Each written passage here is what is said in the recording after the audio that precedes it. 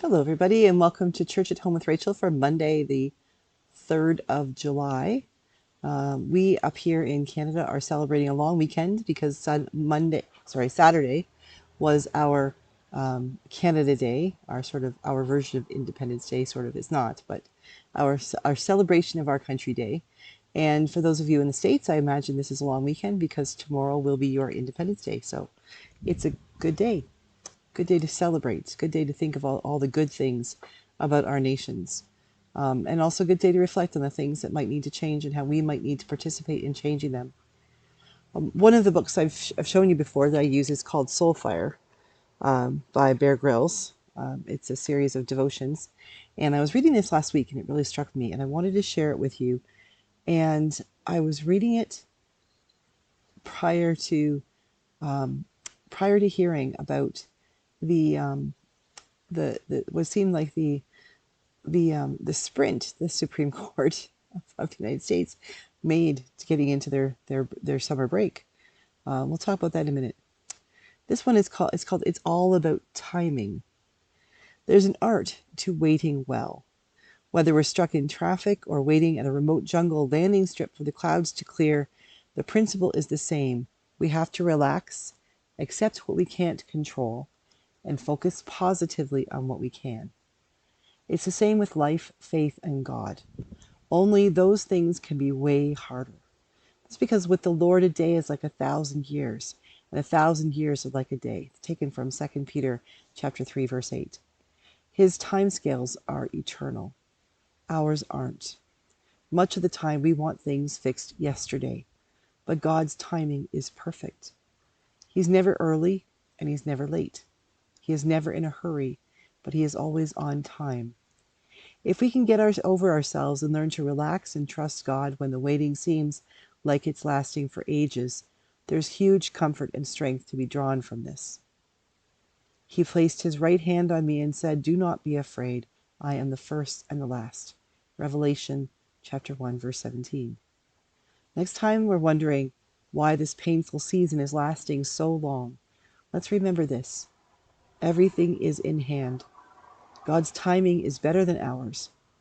There is always a positive purpose to the storms, and our future is assured. Now, one thing I'd like to say right up front is nowhere in there does Bear Grylls suggest that God gives us those difficult times to train us. That, all that stuff about, what doesn't kill us makes us stronger, and God won't give us more than we can handle.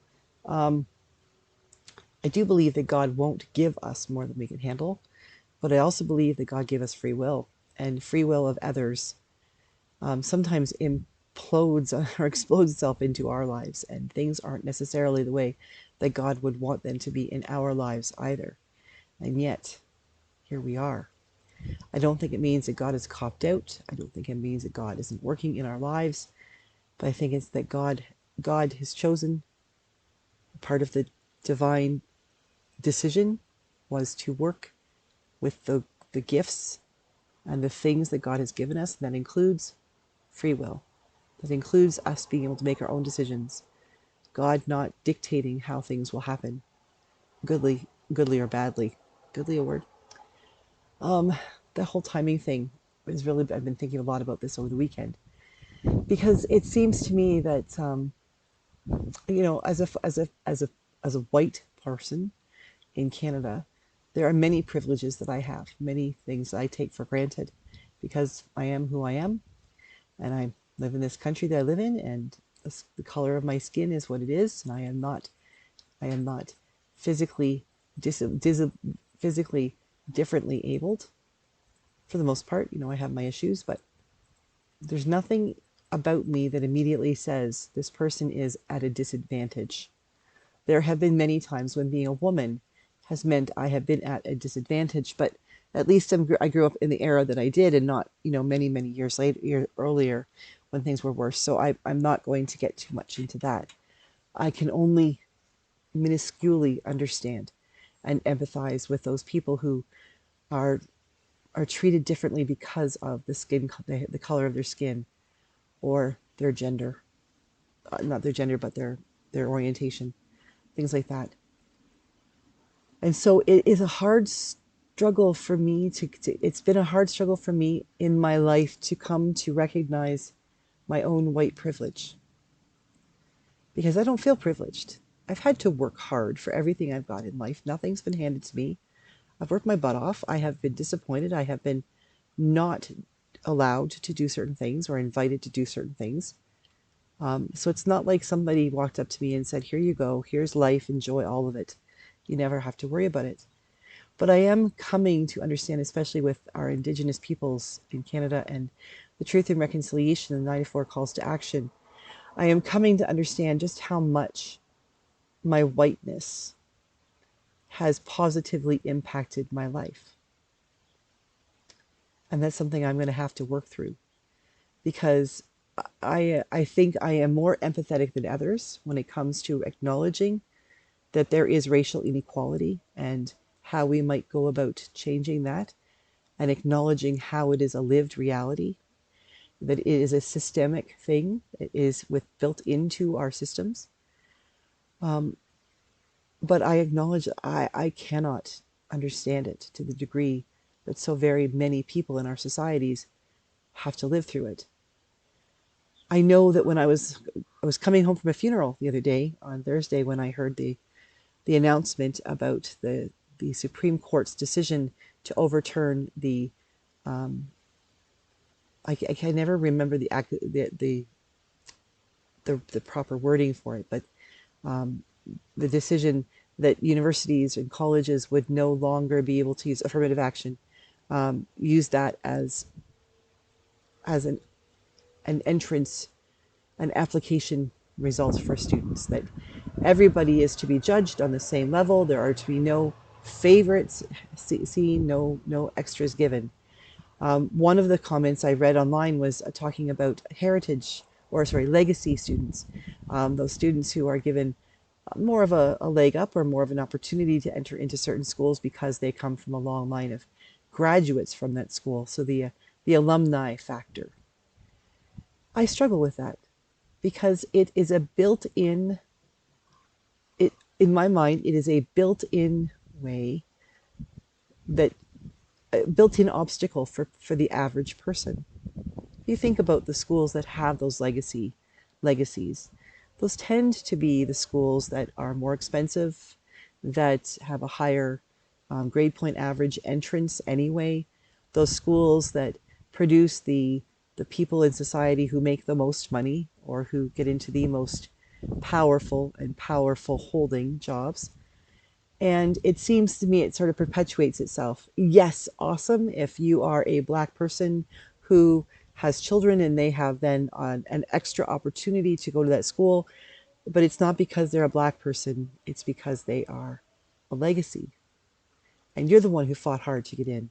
Maybe you're the one who fought against the system and managed to get into that school in the first place, and good for you.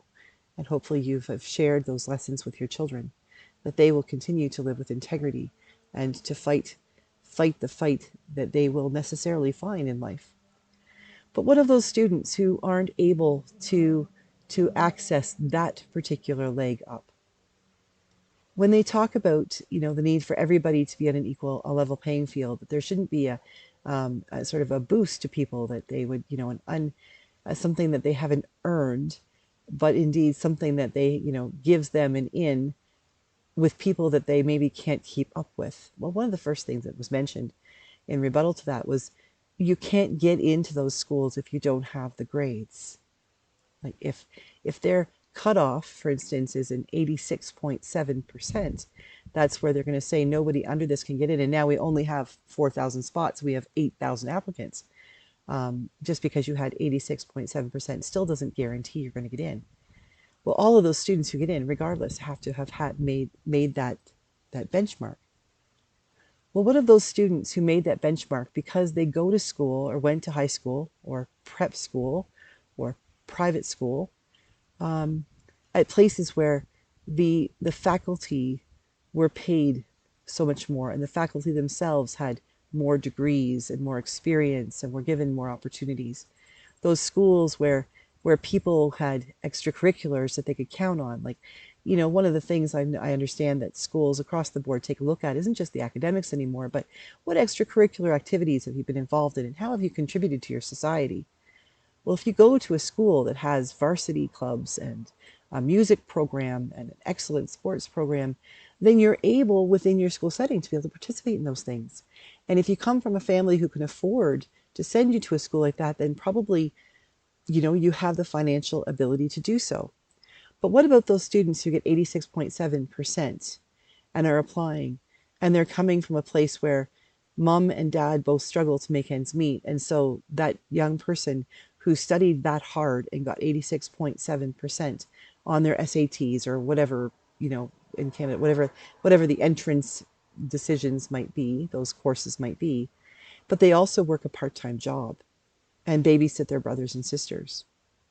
Maybe food isn't necessarily a given in their family, and a one hot meal a day may be all they can count on.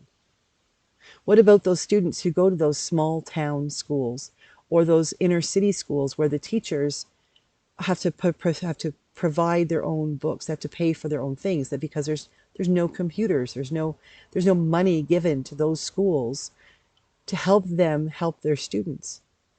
It seems to me that if the playing field was level, say from birth on, then that student who got 86.7% with time left over to play football and go out with girlfriends and to, volunteer in the community because it's good, it looks good on a resume. If they got 86.7% with time to do all of that, what grade would a student get who came up from a place where they had to work part-time, where they had to babysit their brothers and sisters, where they're worried about like nourishment, where they're worried about safety, where their teachers had to say to them, we have to share textbooks or we don't have computers? What would happen if the playing field was level from birth, or even kindergarten, or even grade 8? Wouldn't that 86.7% student probably be getting more like 89 or 90%?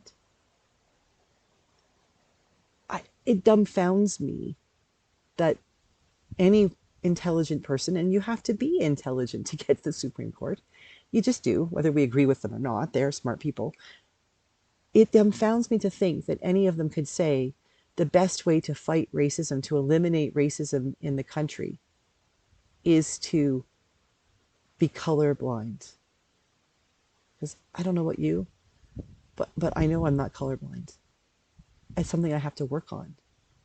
And at that, I'm not sure colorblind is a good thing. Being blind to anything makes me ignorant. Maybe being color sensitive, being color aware, being color affirming is a better way to go. I shared with you at the beginning that passage about God's time and the fact that all things, it's all about timing. This is taking a long time, but that does not mean that God is not in this. God is in this. God loves every one of those children, whether they have the right to or not tick a box on an application that says they're from a different ethnic background. They are God's children, and so are the ones who are making the decision that they don't have a box to tick. As hard as it is, we have to trust God's timing, but we also have to trust that God is expecting us to do our part in that timing. If we find ourselves waiting for something we can't control, what we can do is do the work of controlling what's happening around us and what we can control. And what you and I can control is parts of our society. We can help change this backward attitude that we should all just be colorblind and racism will disappear, and start working and lobbying and talking to our politicians, talking to our pastors, talking to our neighbors, talking to our families, talking to ourselves about what it will take in each of us to truly bring about civil rights above and below the border. For us, it's more, we think in Canada, we're thinking more about Indigenous rights. But we have different ethnicities. The more immigrants we have, the more ethnicities we have. And that makes Canada a beautiful place, a beautiful mosaic. But we are also seeing an uprise, an upswing in racism. And that has to stop. And God is asking us to participate in that.